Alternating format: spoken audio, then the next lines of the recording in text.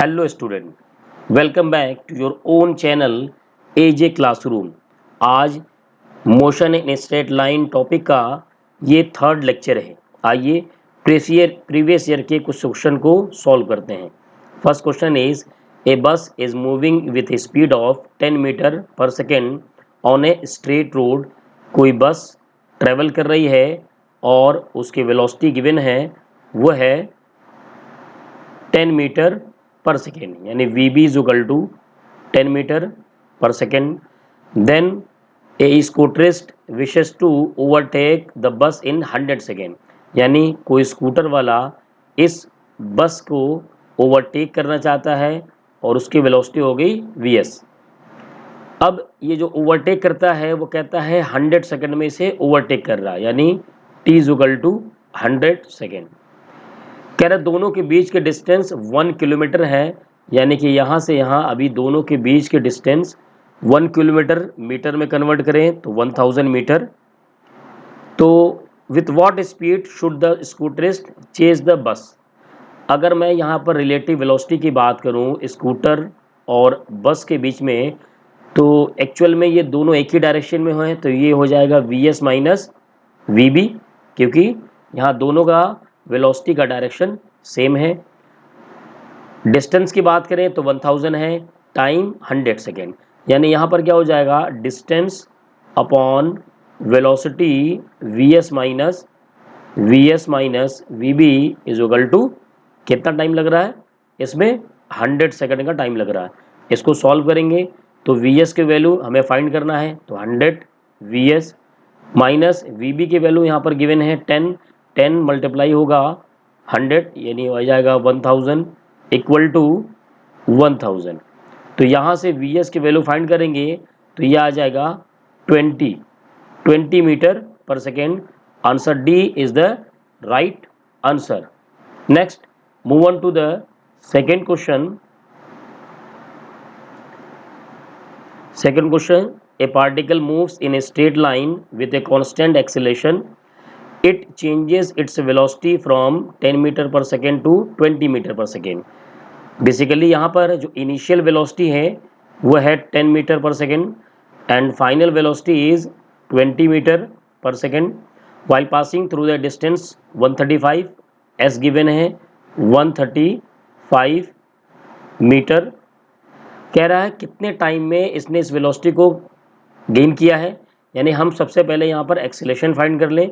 We square is equal to you square plus 2 S से V square 20 square plus 10 का square plus 2 के value में पता करना है, 2 इंटू एरिया एक्सीलरेशन पता करना है, distance 135।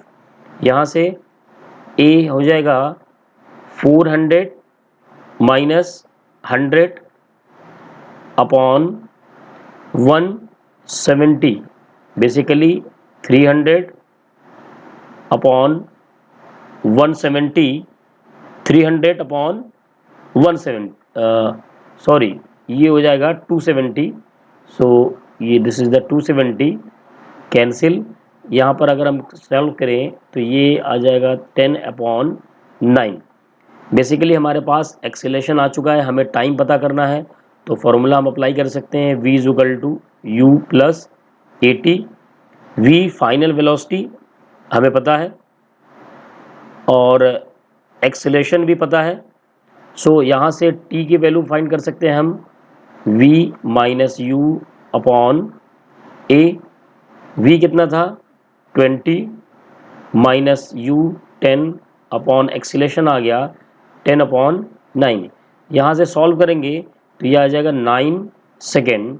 So answer B is the right answer. Move on to the next question.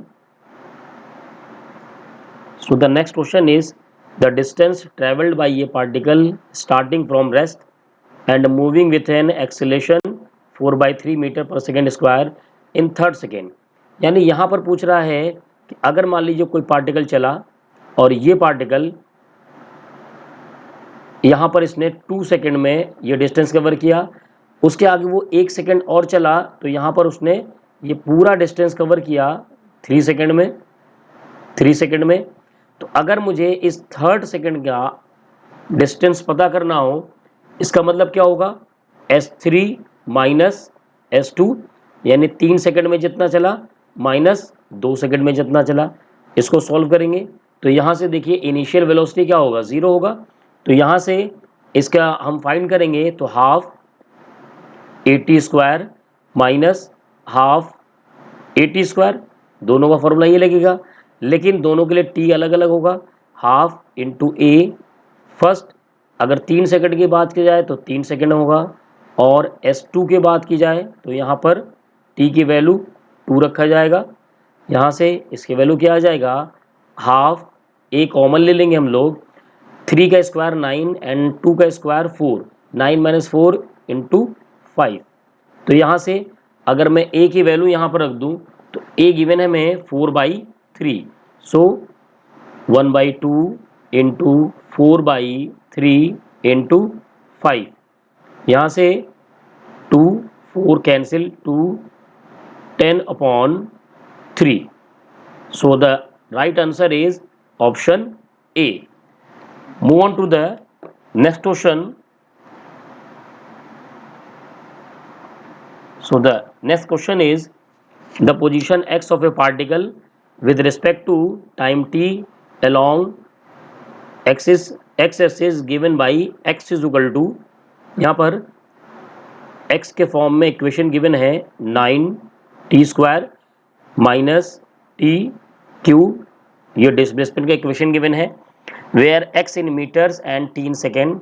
What will be the position of this particle when it achieve maximum speed along the x direction? यानी कि velocity maximum कब होगा, वो उस condition पर हमें displacement find करना है। तो first of all we find the equation of velocity by differentiating above equation. अगर इसको डिफरेंशिएट करेंगे तो ये हो जाएगा 18t minus 3t square.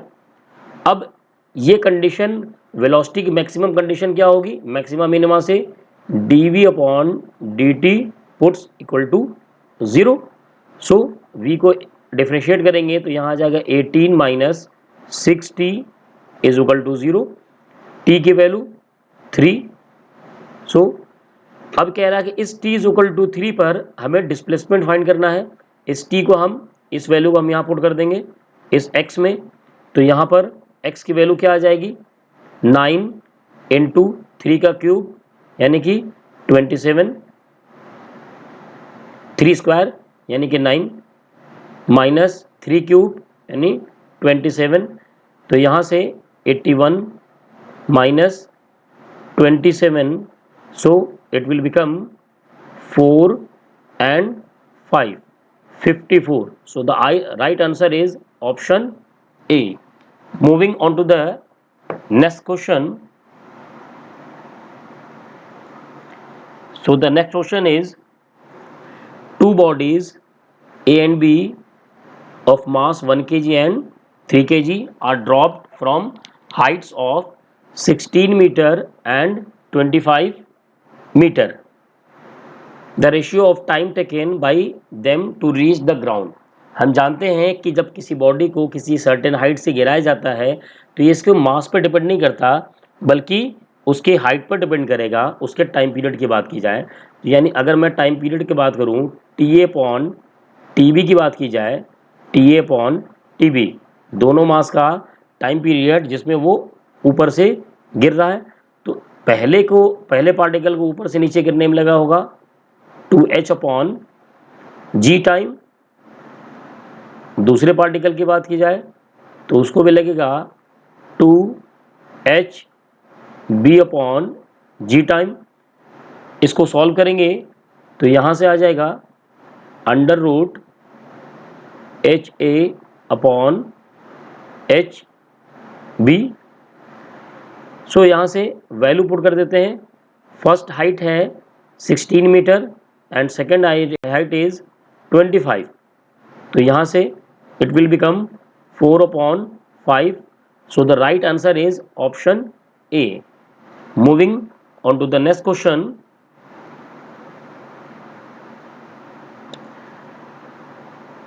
Next question is, which of the following curve does not represent motion in one dimension. हम इस curve से फाइंड करना है कि कौन सा कर्व राइट नहीं होगा क्योंकि जो उसको रिप्रेजेंट ही ना करे। देखिए इसमें इन सब कर्व में एक सबसे अलग कर्व है ये कर्व। क्यों?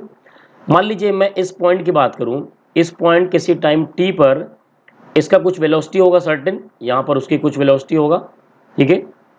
और पॉइंट इस पॉइंट पर बात करूं तो यहाँ पर भी क्या होगा, इसका कुछ वेलोसिटी होगा। ये टाइम तो कॉमन है, सेम टाइम है, यानी एक ही टाइम पर इसकी दो अलग अलग वेलोसिटी यहाँ पर शो हो रही है। It can not be possible, ये कभी भी पॉसिबल नहीं हो सकता कि किसी सर्टेन टाइम पर किसी पार्टिकल की दो अलग अलग वेलोसिटी हो। इसलिए ये जो कर्व है ये पॉसिबल ही नहीं है। So the right answer is B. So moving on to the next question. So the question is a car runs at a constant speed on a circular track of radius 100 metre. यानी कोई एक circular track है और उस circular track पर एक car move कर रही है और इस सर्कुलर ट्रैक का जो रेडियस गिवन है वो है 100 metre, taking 62.8 second for every circular lap. यानी एक पूरे सर्किल को कवर करने में एक तरीके से कहा जाए कि टाइम पीरियड इसका है वो है 62.8 second. The average velocity and average speed of each circular lap respectively. देखिए अगर एवरेज वेलोसिटी की बात की जाए तो एवरेज वेलोसिटी का फॉर्मूला क्या होता है, average velocity total displacement upon total time. और यहाँ पर जो डिस्प्लेसमेंट है वो क्या है, वो तो ज़ीरो है, क्योंकि अगर कोई पार्टिकल मान लीजिए यहाँ से स्टार्ट किया और घूम करके उसी पॉइंट पर वापस आ गया तो डिस्प्लेसमेंट कितना होगा, ज़ीरो। तो यहाँ पर एवरेज वेलोसिटी की बात की जाए वो तो ज़ीरो है, पहला केस। दूसरी बात, एवरेज स्पीड की बात की जाए, वी एवरेज यानी एवरेज स्पीड की बात की जाएगी तो ये होता है total distance upon total time. अब टोटल डिस्टेंस कितना कवर किया इसने, 2πr जो इसका पेरीफेरी है, 2πr अपॉन टाइम कितना लगा 62.8। यहाँ पर वैल्यू पुट कर देते हैं हम लोग सीधे, 2 इंटू 3.14 इंटू आर की वैल्यू है 100 अपॉन 62.8 62.8। तो यहाँ से 3.14 एंड 62.8 इसको सॉल्व करेंगे तो ऊपर जो वैल्यू आएगी वो आ जाएगा 628 अपॉन 62.8। सॉल्व करेंगे तो आंसर आएगा 10। यानी यहाँ पर जो एवरेज वेलोसिटी है वो ज़ीरो है, एवरेज स्पीड 10 है। So the right answer is option C. Option C is the right answer. Moving on to the next question. अगला क्वेश्चन है, a ball is thrown vertically upward, it has a speed of 10 metre per second. किसी ball को एक नीचे से downward से यहाँ से ऊपर फेंका गया और 10 मीटर पर सेकेंड इसकी वेलोसिटी है, कब कंडीशन बता रहे हैं, it has reached 1/2 of its maximum height. देखिए बात क्वेश्चन को समझते हैं पहले। मान लीजिए ये बॉटम है और ये मैक्सिमम हाइट यहाँ पर है, तो ये पॉइंट ए हो गया, ये पॉइंट बी, और इसकी टोटल हाइट मान लीजिए मैक्सिमम हाइट पर जो जाता है वो एच है। अब अगर मैं मिडिल पॉइंट की बात करूं तो मिडिल पॉइंट को मैंने सी कह दिया, और मिडिल पॉइंट पर जो डिस्टेंस कवर होगा वो होगा h/2। और इस पॉइंट पर वो वेलोसिटी कितना बता रहा है, वो बता रहा है 10 मीटर पर सेकेंड। कह रहा how high does the ball rise. तो वो कह रहा है कि बॉल कितना ऊंचा कितने हाइट तक जाएगा। तो यहाँ पर देखिए इसको सॉल्व करते हैं। v square is equal to you square plus 2gh। मैं बात करूंगा यहाँ से यहाँ तक की वेलोसिटी की, c से b तक की, तो मैक्सिमम हाइट पर इसका वेलोसिटी हो जाएगा 0, इन यहाँ पर इस पॉइंट से सी से इसकी वेलोसिटी इनिशियल बात करते हैं, तो यहाँ पर इसकी वेलोसिटी है 10, तो 10 स्क्वायर। अब यहाँ पर प्लस 2 इंटू जी की वैल्यू लीजिए 10 ले लेते हैं, तो यहाँ पर जी क्या होगा, अपवर्ड फेंका गया तो माइनस में होगा, तो नेगेटिव हो गया। दूसरी बात एक चीज़ और देखनी है कि ये डिस्टेंस कितना है, ये डिस्टेंस h/2 ही है, ये डिस्टेंस h/2 है, यानी यहाँ पर होगा h/2। इसको सॉल्व करते हैं, ये 2 से 2 कैंसिल हो गया, यहाँ से h की वैल्यू आ जाएगी 10 मीटर, यानी हाइट कितना है 10 metre. Option A is the right answer. So moving on to the next question. Next question क्या है उसे समझिए। कह रहा the displacement x of a particle varies with time t। कोई डिस्प्लेसमेंट का इक्वेशन गिवन है, x is equal to a e to the power minus alpha t plus b e to the power beta t, where a, b, alpha and beta are positive constant, the velocity of the particle will be independent of beta, drop to zero when alpha is equal to beta, go on decreasing with time and go on increasing with time। देखिए सबसे पहले हमें find करना पड़ेगा कि velocity के equation क्या होगा, है ना। तो वेलोसिटी के इक्वेशन की बात की जाए तो इसको डिफरेंशिएट करेंगे, तो v is equal to d x upon d t. इसको डिफरेंशिएट करेंगे तो e की पावर जितनी भी वैल्यू है सब कांस्टेंट गिवन है, तो यहाँ पर क्या होगा a माइनस आ जाएगा alpha t e to the power minus alpha t plus b beta t e to the power beta t. देखिए यहाँ से सिंपल सी बात है कि v is directly proportional to t है, अगर t इंक्रीज करेगा तो वेलोसिटी भी इंक्रीज करेगा। सो the right answer is the go on increasing with time, यानी वेलोसिटी क्या होगा टाइम के साथ इंक्रीज करेगा। सो the right option is option D. Hope आपको ये वीडियो पसंद आया होगा। वीडियो को पसंद आए तो इसको लाइक करिए, अपने दोस्तों का शेयर करिए और यहाँ पर इस चैनल को सब्सक्राइब करिए। Okay, thank you.